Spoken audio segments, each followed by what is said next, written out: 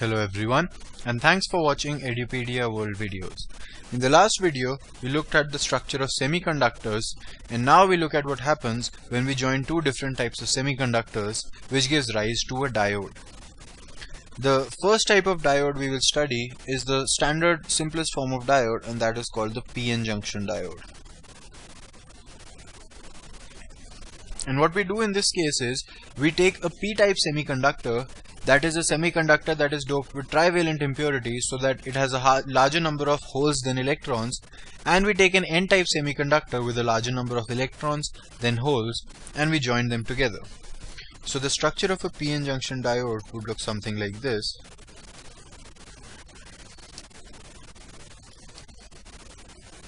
Let's say this is the p-type and this is the n-type. That means the p-type has lots and lots of holes. It still has some electrons though, but not as many. And the n-type has lots and lots of electrons, and it still has some holes, though not many. Now again, I'd like to emphasize something I did in the previous video.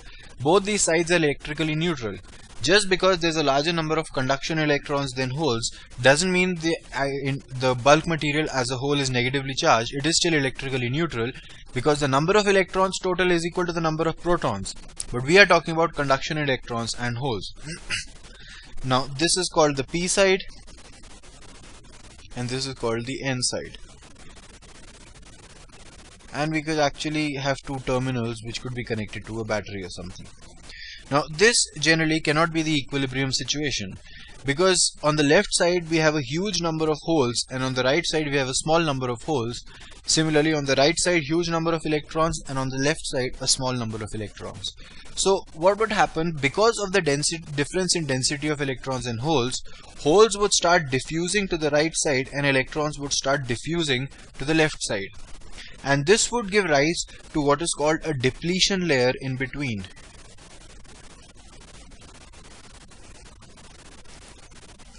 So the equilibrium situation would actually look something like this.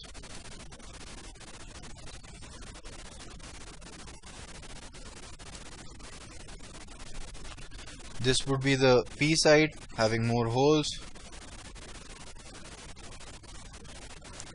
N side having more electrons, and these holes would diffuse towards the right, so now there would be a net positive charge near the N side. Now we are not talking about electrical neutrality. Now only the holes are diffusing because the density of the holes is less on the right side, and this would create a positive charge on the right side. Similarly, a negative charge would be created on the left side, which would create an electric field from the right to the left. Now this electric field from the right to the left will stop any further holes from coming here, because this electric field will apply a force on these holes in the left direction. Similarly, this electric field will stop electrons coming from the right to the left because it will apply a force on the electrons towards the right. So this is actually the equilibrium situation instead of this, where you actually have a depletion layer in the middle which creates an electric field from the N side to the P side. If we were to look at the potential difference as we go from one side to another, the graph would look something like this. We assume the P side has 0 potential and this side, let's say, has V potential. Then in this, let's say, is V naught, which is the potential of the right side. Then initially the potential would be near 0. Then you would have some increase in potential because we are going from negative to positive charge. And again it would come down to a constant value. This V naught would be here. So the potential, if we take the left side to have 0 potential, the right side would have some positive potential. And from now I want you to really focus on these things because it seems sometimes counterintuitive. The N side actually has a higher potential and the electric field is from the N side to the P side, right? So this region is called the depletion layer, and its width is called the depletion width.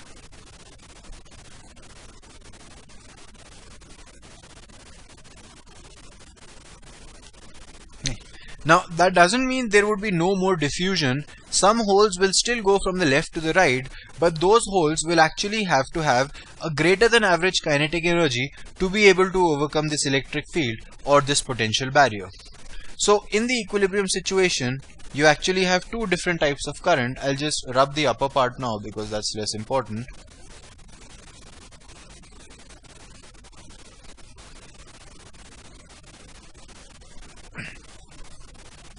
So now you would have two types of current flowing through this. The first type of current is called the diffusion current.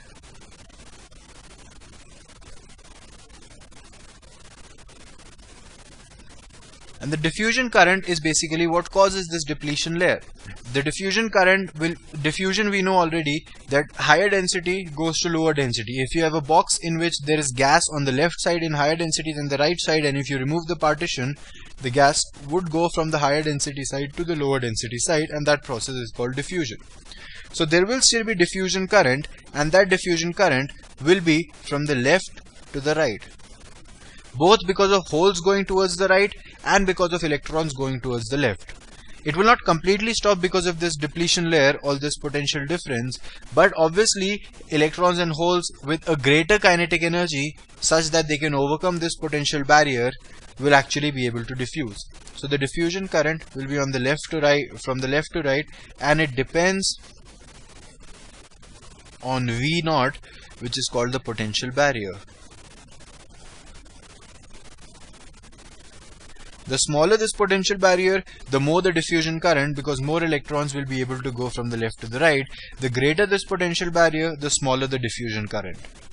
There's another type of current which is called the drift current.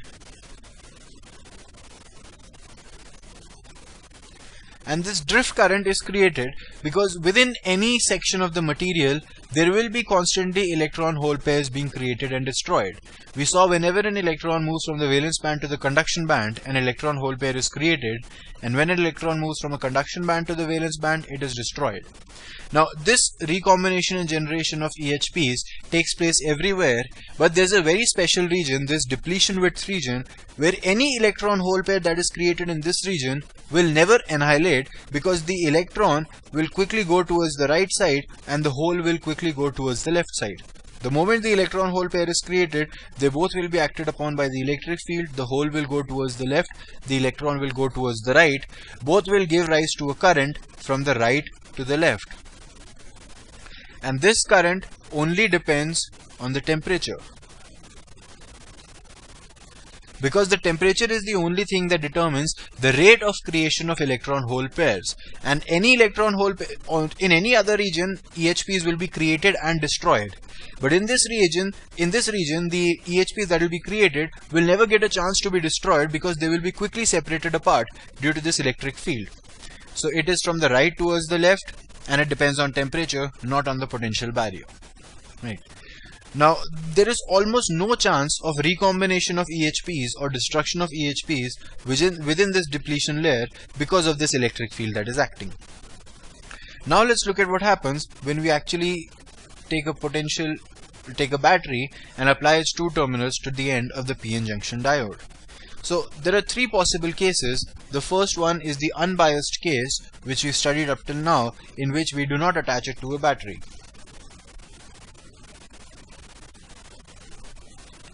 In that case, this is the PN junction diode, and we have no battery attached to it.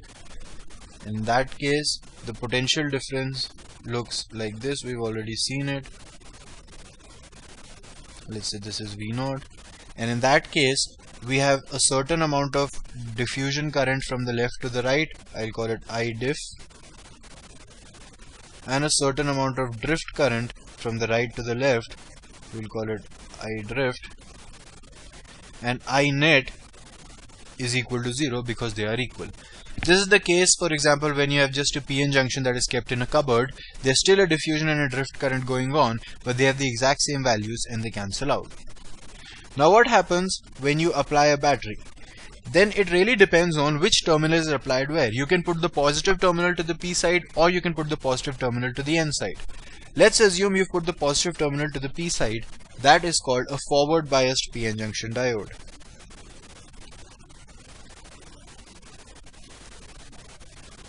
In that case, you have a P and an N junction, and they are connected to a battery like this.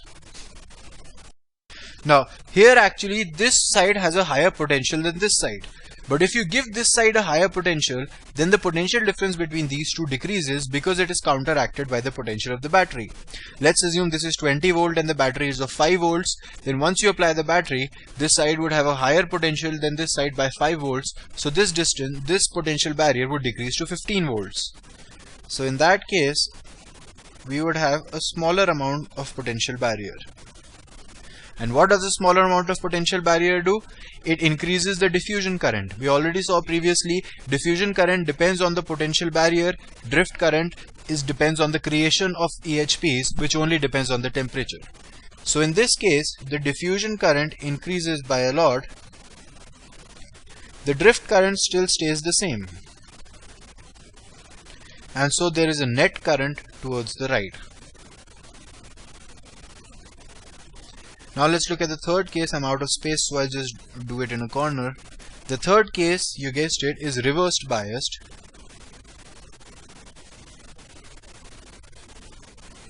And that happens when you take a PN diode and you take the negative terminal, attach it to the P side, and the positive terminal, attach it to the N side. In that case, this potential barrier increases even further, and you would have the potential barrier something like this. So what happens in that case? The diffusion current decreases. Because now only the electrons that have a kinetic energy to overcome this barrier will be able to diffuse from the right to the left, and same for the holes. The drift current still stays the same, and you have a net current towards the left. So these are the three situations in which a PN junction might be used. It can be unbiased, in which you have an equal amount of diffusion and drift current and the net current is zero. And remember, whenever you apply a potential, the only thing that changes is the diffusion current. The drift current stays the same.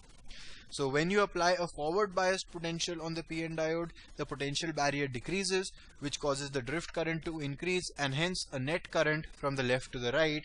Whenever there is a reverse biased PN junction diode, the potential barrier increases, the diffusion current decreases, and there is a net current from the right to the left. Now, in the forward biased case, you could sometimes actually have this potential, this battery's potential, to be greater than this potential barrier, in which case this potential barrier would actually be zero or even negative. In that case, any small amount of potential difference here could create a huge amount of current in the diode. That means PN junction offers a very low resistance in forward bias. In fact, it varies non-linearly and does not even obey Ohm's law. A very small amount of potential, once it goes to zero, a very small amount of potential could create a very large current. On the other hand, when it's reversed bias, the diffusion current prevails, but the diffusion current is usually very small. And that is why in reverse bias case, there is a very small amount of current flowing through the PN junction diode, or we can say it offers a large resistance. Now let's look at it in the graph, and now we'll study what are called the IV characteristics of a diode.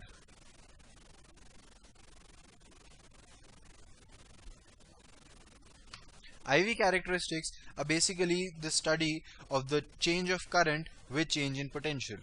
So the situation we are studying is a PN diode attached to a battery.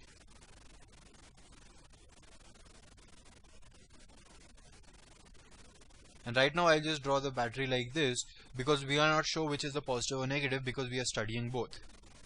So let me draw the IV characteristics for a PN diode.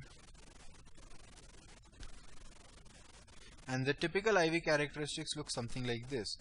So let's say 10, 20, 30, 40, 50,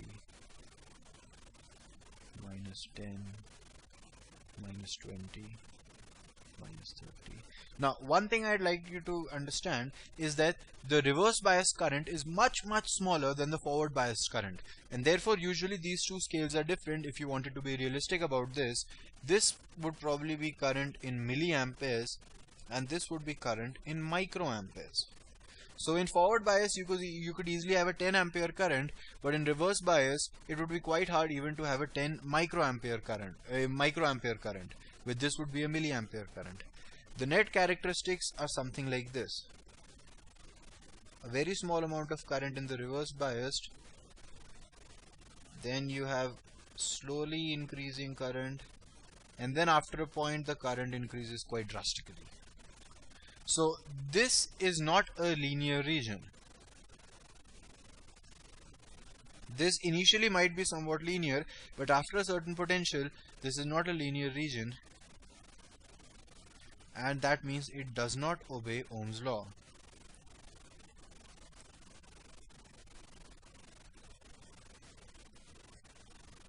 So this is one of the uses of a diode. In fact, this is true for any diode, but right now we are studying PN junction diode.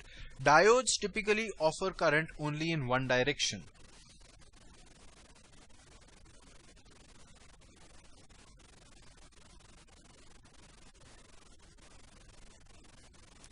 So if you have a battery which has a positive side here, negative side here, current will go in this direction. If it's negative and positive, it will go in this direction.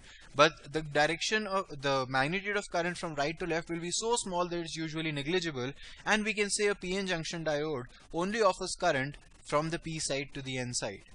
Right, you can see these two scales are drastically different in a realistic case. This is milliamperes and this is microamperes. An ideal diode would be a diode which offers no current in the reverse direction, but we can get quite close to ideal by a PN junction diode because the reverse bias current is very small.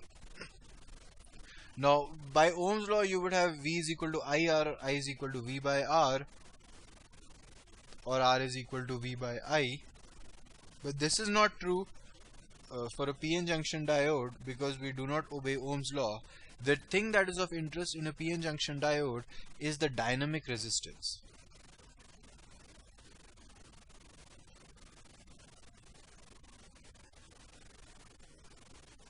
And the dynamic resistance is actually equal to not V by I but delta V by delta I. If you change the voltage by a small amount, then the amount by which the current changes is called the dynamic resistance, and it is actually the reciprocal of this slope because this is the IV curve and we are looking at V by I. So delta V by delta I is actually the dynamic resistance, and it is the inverse of the slope of the IV curve. Now we'll not really discuss in detail other types of diodes. We've already told you what the use of a diode is. It allows current in one direction, but there are some different types of diodes. You could have a photodiode in which the PN junction has a function which is controlled by light allowed to fall on it. So if a light falls on the PN junction diode, and if Hc by lambda, the energy of the light, is approximately equal to the band gap, then Hc by lambda can actually create electron hole pairs and the conductivity increases. So in this case you would have a junction in which the current is controlled by the intensity of light. You could already have probably heard of light emitting diodes or LEDs. In light emitting diodes, whenever a conduction electron makes a transition back to valence band, or you could say when an electron hole pair is annihilated, then the extra energy emitted as a photon falls in the visible region, and we can see the light. That is why it is called a light emitting diode. So electron going from conduction band to valence band will emit a photon, and if that photon's wavelength falls in the visible region, then we can actually see the light, and it is called a light emitting diode. The symbol for a diode in a circuit is generally like this, with the arrow denoting the direction in which the current can flow. In the next video, we'll start looking at some uses of diodes, including using a diode as a rectifier or as a transistor. Thank you.